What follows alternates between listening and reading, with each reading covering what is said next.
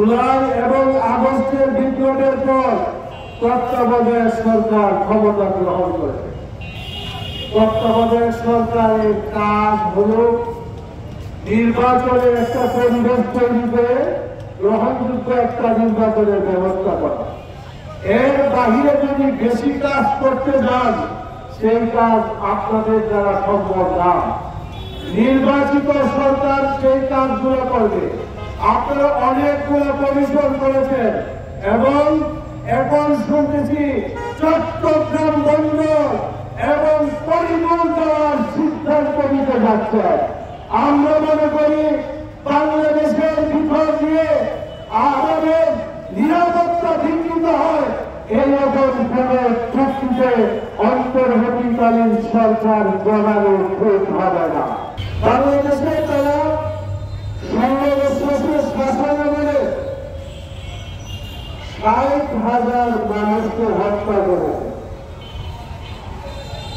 এটা কিন্তু আমার হিসাব না, বাংলাদেশের প্রত্যেকটা থানায় থানায় এই হিসাব করা হয়েছে যে 16 বছরে 60,000 ভিন্ন দেশের মানুষকে তারা হত্যা করেছে।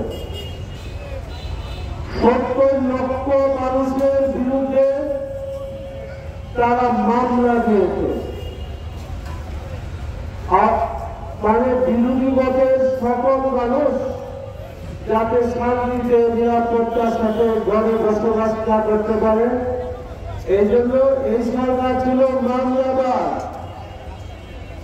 বিরোধী দলকে দমন করার জন্য তারা জেলখানায়, আয়নাঘরে এবং বিভিন্ন জায়গায় নিয়ে নিষ্ঠুরভাবে ক্রস ফায়ারের মাধ্যমে মানুষকে হত্যা করে।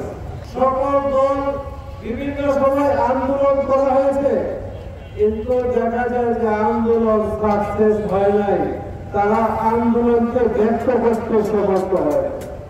বেলা 11টার পরে ঢাকার চতুর্দিক থেকে যখন ঢাকার অভিমুখে মিছিল প্রবেশ করতেছিল, সেনাবাহিনী প্রধান বলল আর আপনাকে রক্ষা করার কোন অপশন আমাদের নাই।